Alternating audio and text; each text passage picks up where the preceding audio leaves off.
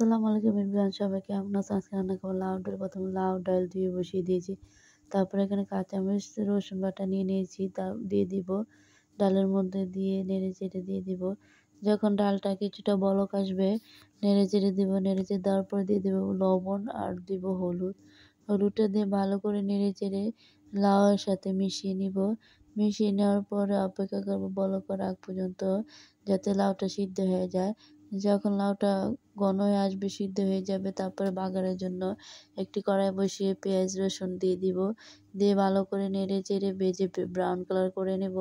যখন brown colour হয়ে যাবে ডালের মধ্যে দিয়ে দিব। ডালের মধ্যে দিয়ে দেওয়ার পর নেড়ে চেড়ে দিব। তারপরে দিয়ে দিব ডালের মধ্যে ধনিয়া পাতা দিয়ে কিছুক্ষণ জাল করে নেব। জাল করার পরে ডালটা নামিয়ে নিব। আর এখানে করবো বাঁধাকপি ভাজি।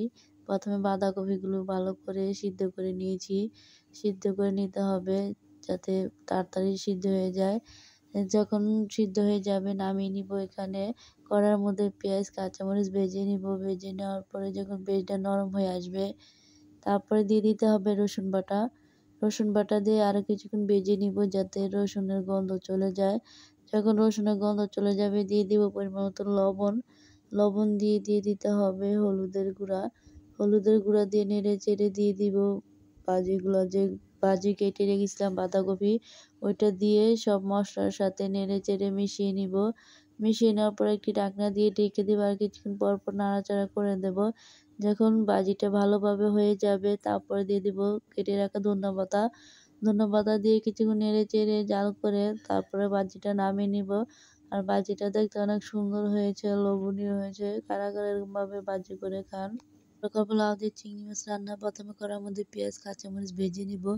ভেজে নেওয়ার পরে যখন পেঁয়াজটা কিছুটা ব্রাউন কালার হয়ে যাবে তারপরে দিয়ে দিব পরিমাণ মতো রসুন বাটা।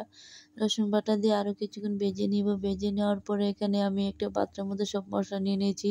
হলুদ, মরিচ, লবণ, ধনিয়ার গুঁড়া ওইটা দিয়ে দিব। দিয়ে ভালো করে নেড়ে চেড়ে পেঁয়াজের সাথে মিশিয়ে নিব। মিশিয়ে নেওয়ার পরে হালকা পানি দিয়ে দিব যাতে মশলাটা পুড়ে না যায়। আর এখানে আমি চিংড়ি মাছগুলো নিয়ে নিয়েছি।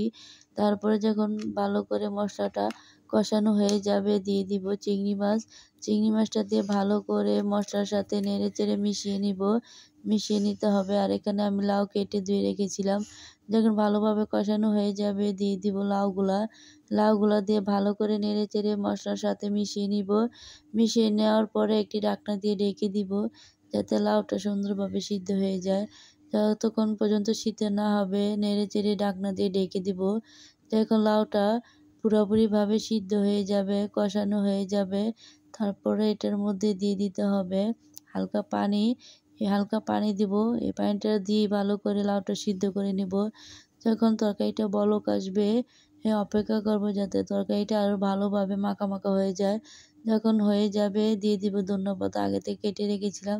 ধনিয়া পাতা দিয়ে কিছুক্ষণ জাল করব। আর তরকারিটা অনেক সুন্দর লোভনীয় হয়েছে। কারা কারা এরকমভাবে তরকারি রান্না করে খান কমেন্ট করে জানাবেন। আল্লাহ হাফেজ। ধন্যবাদ।